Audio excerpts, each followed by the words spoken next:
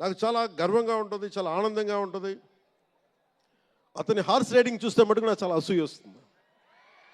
నాకు చాలా తక్కువ సందర్భాల్లో నాకు అసూయ వస్తాయి.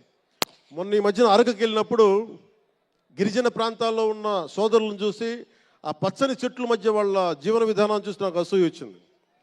అలాంటి అసూయ రామ్ చరణ్ చూస్తే నాకు మగధీరలు అనిపించింది. ఎంత అద్భుతంగా చేస్తున్నాడు అతను.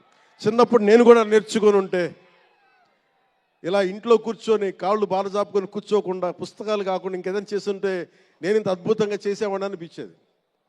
ఆ పట్టుదలతోటి నాకు హార్స్ రైడింగ్ నేర్చుకోలేదు జీవితంలో. ఇప్పుడు గబ్బర్ సింగ్ సినిమాకి నాకు హార్స్ రైడింగ్ పెట్టారు. అందరూ ఏమనుకున్నారంటే పవర్ స్టార్ అంటే అన్నీ వచ్చేసి అనుకున్నారు. నాకు తెలియదు అయ్యింది. హార్స్ రైడింగ్ అని చెప్పారు. ఓకే అని గుర్రం చూపించారు నాకు. అది కచ్ రాష్ట్రం, గుజరాత్లో. గుర్రం దగ్గరికి వెళ్ళా. సార్ ఏం లేదు, దౌడు తీసుకుంటే గ్యాలప్ మీద వచ్చేయాలంటే ఓకే షూర్ అన్నాను, డెఫినెట్గా వచ్చేస్తానన్నా. కింద పడితే ఏమవుతానో నాకు తెలియదు. సార్ నాకు ఒకటి తెలుసు, తెగింపు తెలుసు. గుర్రం దగ్గరికి వెళ్ళి చెప్పా, దానికి చెవిలో చెప్పాను, నాకు హార్స్ రైడింగ్ రాదు. వీళ్ళందరూ నన్ను ఎక్స్పెక్ట్ చేస్తారు నేను చాలా గొప్ప హార్స్ రైడర్ అని. అంటే హీరో అంటే అన్నీ తెలియాలని అనుకుంటారు. నాకు తెలియదు హార్స్ రైడింగ్. దానికి ఒక పంచదార ముక్కను చిన్న క్యారెట్ పెట్టా. జాగ్రత్తగా తీసుకెళ్ళి నాకు వదిలేవాను. పాప ఆ గుర్రం అది నన్ను ఎంత అద్భుతంగా తీసుకెళ్ళిందంటే అది మీరు చూసారు ఆ సీన్లో. నేను అందరినీ మోసం చేశాను ఆ సినిమాలో. హార్స్ రైడింగ్ రాకుండా సినిమా వరకే హార్స్ రైడింగ్ వచ్చినాయి కదా.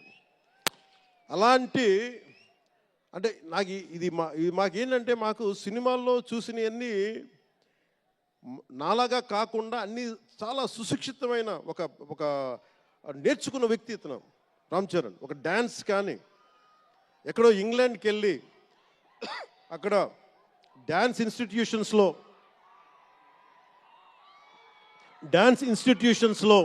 డ్యాన్స్ నేర్చుకొని ఇవన్నీ వచ్చిన వ్యక్తి.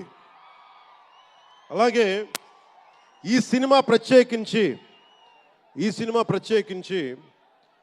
చాలా సోషల్ మెసేజ్ ఉన్న సినిమా నాకు అర్థమవుతోంది. పొద్దున్నే ట్రైలర్ చూశాను, గేమ్ చేంజర్ ట్రైలర్. చాలా అద్భుతంగా ఉంది, చాలా బాగా ఆడుతుంది అని చెప్పి మనస్ఫూర్తిగా అందరికీ అభినందనలు తెలియజేసుకుంటూ, ప్రత్యేకించి శంకర్ గారికి నాకు మనస్ఫూర్తిగా అభినందనలు తెలియజేసుకుంటూ